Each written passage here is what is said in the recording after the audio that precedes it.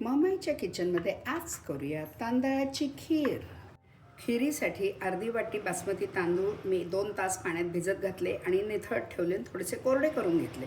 तसंच 2-3 चमचे हरभऱ्याची डाळ पण 2 तास पाण्यात भिजत घालून निथळत ठेवून कोरडी केली. अर्धी वाटी साखर, अर्धी वाटी ओला नारळाचा चव, 1 चमचाभर वेलदोडे आणि जायफळाची पूड, 2 चमचे साजूक तूप, काजू, बदाम आणि चारोळी आणि अर्धा लिटर दूध जे मी उकळत ठेवले आहे.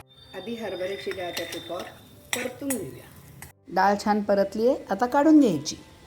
तांदूळ पण उरलेल्या तुपावर तांबूस होईपर्यंत परतून घ्यायचे आणि मग मिक्सरवर जाडसर वाटायचे.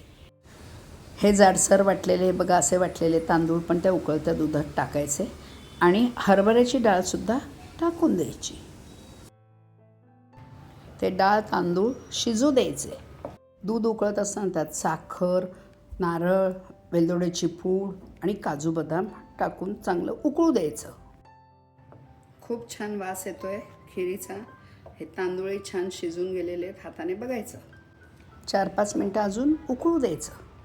ही झटपट होणारी तांदळाची खीर खाण्यासाठी तयार.